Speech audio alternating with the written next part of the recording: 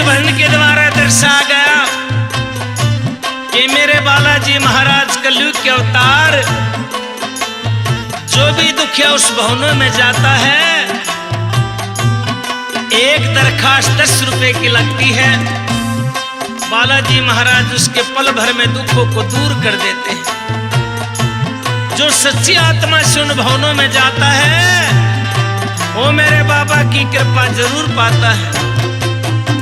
लेकिन आजकल बहुत सारे सत्यानाशी से हो रहे हैं कि बालाजी महाराज का नाम लेकर दरबार लाउन लाग जा, किसे दो रहे 21,000, किसे दो रहे 31,000, किसे दो रहे 51,000।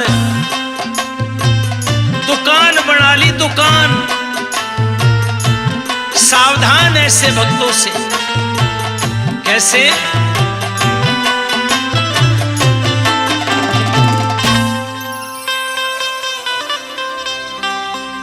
कटे फरी में रोग लगे से मेहंदीपुर दरबार, कर रखा बदनाम भगत मांगे से 20,000। कटे फरी में रोग लगे से मेहंदीपुर दरबार, कर रखा बदनाम भगत मांगे से 20,000।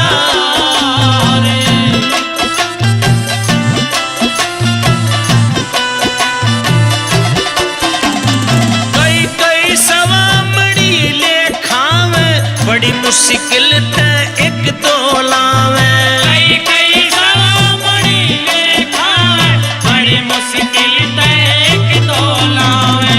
कई कई सवामड़ी लेखावे, बड़ी मुश्किल ते एक दो लावे। कई कई सवामड़ी लेखावे, बड़ी मुश्किल ते एक दो लावे। मने बता दे किसके लाडू खासे पवन कुमार, कर रखा बदनाम भगत मांगे से 20,000।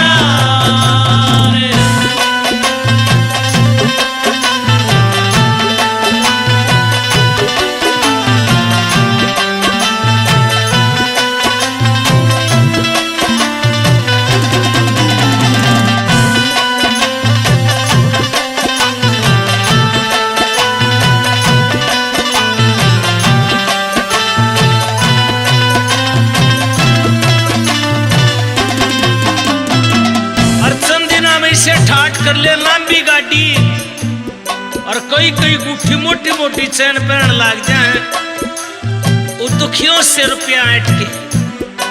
कैसे? कोई ना सच्चे नियम निभावे, लसन प्याज पैक तक लावे। कोई ना सच्चे नियम निभावे, लसन प्याज पैक तक लावे। कोई ना सच्चे नियम निभावे, लसन प्याज पैक तक लावे। कोई ना सच्चे नियम निभावे, लसन प्याज पैक तक लावे। लूट लूट के संगत ने बड़े मोटे साहूकार, कर रखा बदनाम भगत मांगे से 20,000।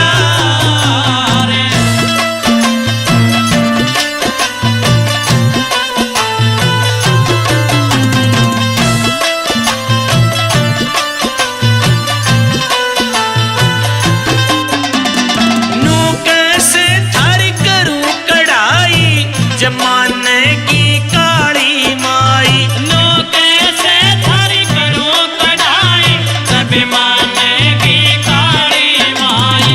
यूं कैसे थारी करूं कढ़ाई, जमाने की काली माई।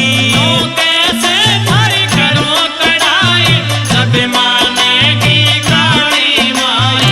देसी घी का पीपा ले ले सारा लेवे सिंगार, कर रखा बदनाम भगत मांगे से 20,000।